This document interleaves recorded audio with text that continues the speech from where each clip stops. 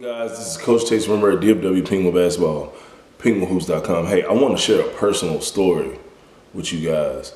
I know I just turned 40 this year, and I know I may not look like it, but I just turned 40 this year, and a lot of stuff through me coaching that I've learned and through adults when I was younger is starting to make a lot more sense to me now.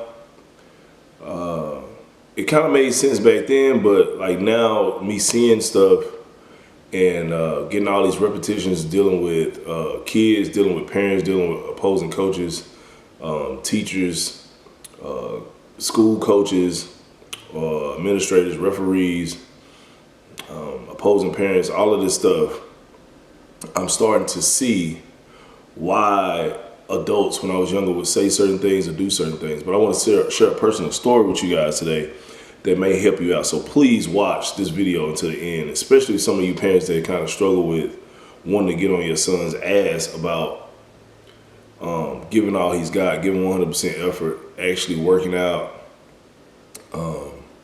and doing what they should do to reach their goals, right? I know I don't have any kids, and you're like, Coach Tex, you don't have any kids. You don't know what it feels like to be on the sideline and your son's not giving the effort or he's not making a play. So this is why I want to yell so bad, but I want to share this story with you guys.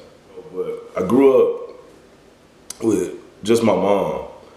My mom's brother, which is my uncle, was basically kind of like my dad, right? He basically raised me. My mom worked a lot. Their schedules kind of worked out to where he could kind of like, even when I was younger, kind of like pick me up from school and stuff.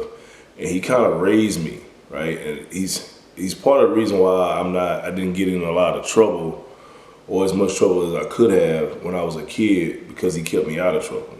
But when I started to play sports and play basketball, I would always wonder why my uncle would never cheer on the sideline. It was weird. He never said anything. Like, I would be in a game and I would have like 20 points in the first half when I started to get good around like 8th grade or something. I would have like a 20-point half or something in the summer league game or something. And I just remember my uncle. My uncle's name was Wayne. He used to sit with his arms crossed, and he used to always have like this, he used to always have some type of hat on, like one of those Heathcliff weird, like old 70s hats, and it would be down all the time. So I'm thinking as a kid that he wasn't paying attention. I'm thinking like, why is he not cheering? Everybody else's parent is screaming and yelling the whole game and cheering and giving a ref a hard time. My uncle would sit on the front bleacher all the way at the end, close to the exit of the gym all the time. And I'll be in a game and I would never see his head turn, right? And he was like this all through high school, even in college when he came to games, right? I would literally be in a layup line and stuff at games. I'll be looking for him, then I'll finally find him right before a tip-off or something, and he's sitting, and it looks like he's asleep. But then when I would get in the car and I would ask him about a certain play in the game, he would know everything that was going on, right? So, like I said, I thought it was weird when I was a kid, but I know exactly now as an adult and as a coach, from me coaching all these years, what my uncle was doing. He was letting me enjoy being a kid. He didn't want to wear me out. As I played sports organized sports from the age of 11, 12, all the way through college, right? And even in high school, when I would get in the car with my uncle, he would take me to games, bring me home, take me to practice. He would never bring up the sport that I was playing. He would never bring up practice, the game, unless I brought it up. And then he would never say anything regarding how I played unless it was really good. If anything, he would talk about how good another kid played. He never talked bad about the coaches.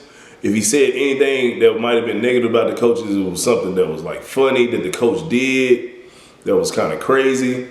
But I don't remember him saying anything negative about me, about the coach. him giving me any pointers unless I ask for them, right?